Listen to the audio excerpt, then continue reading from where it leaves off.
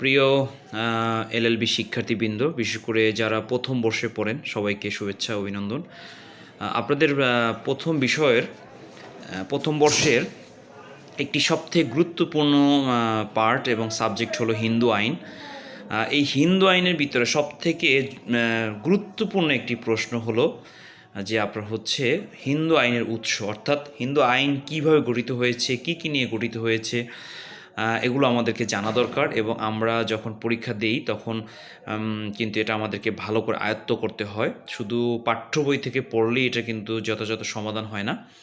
তো আমরা আজকে সংক্ষিপ্ত আকারে একটু আলোচনা করব যে হিন্দু আইনের যে উৎস। আপনারা জানেন যে আসলে এটার অনেকগুলো উৎস আছে, একটি আইনের শুধু একটি উৎস হয় না, অনেকগুলো উৎস থেকেই আসলে অনেক আইন তৈরি হয়।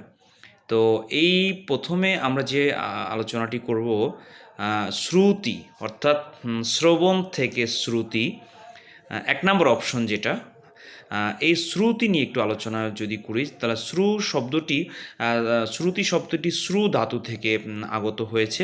আপনারা জানেন যে আমরা যাহা শ্রবণ করি, অর্থাৎ এটা বলা চলে যে প্রাচীনকালে দেবতাগণ যাহা বলেছিলেন, প্রত্যক্ষভাবে যাহা বলেছিলেন, তাহা কিন্তু ওই সময়ে মনিবগণ তাহা কিন্তু আপনার শ্রবণ করেছিলেন, এবং শ্রবণ করার ফলে এবং পরবর্তীকালে ওইগুলো আবার কৃষ্ণ দ্বৈপায়ন কিন্তু এটি আপনার লিপিবদ্ধ করেন, সংকলিত করেছিলেন। এই সংকলনটাই হচ্ছে বেদ, অর্থাৎ শ্রুতির অপর নামই হচ্ছে কিন্তু বেদ।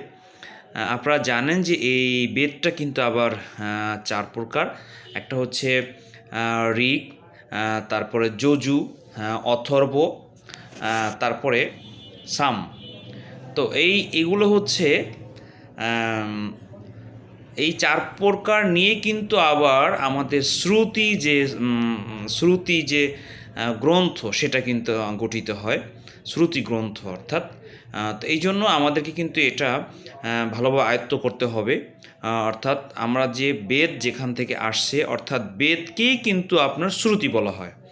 আমরা অনেকেই ভাবি যে আসলে এটা কোথা থেকে আসছে, সাম থেকে আসছে না অথর্ব থেকে আসছে না কোথার থেকে আসছে। আমরা কিন্তু অনেকেই এটা অনেক সময় মনে করতে পারি না।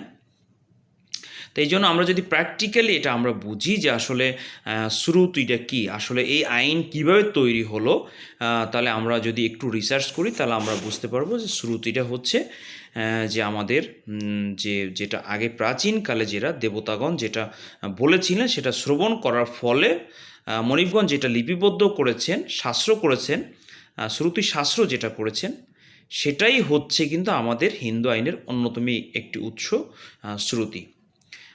সবাইকে অসংখ্য ধন্যবাদ।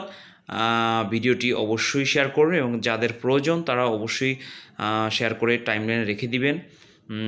এবং এর পরবর্তী যে উৎসগুলো আছে আরও, সেগুলো যখন পাবলিশ করা হবে, ভিডিও তৈরি করা হবে, তখন সেখানে সেই ভিডিওগুলো অবশ্যই এই ভিডিওর কমেন্ট ডেসক্রিপশন বক্সে দেওয়া হবে। আপনারা অবশ্যই সবাই একটু আয়ত্ত করে নেবেন। এটা হয় কি, যখন আপনি গাড়িতে থাকবেন বা কোথাও থাকবেন, কোথাও ভ্রমণ করবেন, তখন কিন্তু আপনি যদি এইগুলো থাকে, ভিডিওগুলো আপনার কাছে থাকে, আপনি চাইলে একটু সেখান থেকে আয়ত্ত করতে পারবেন।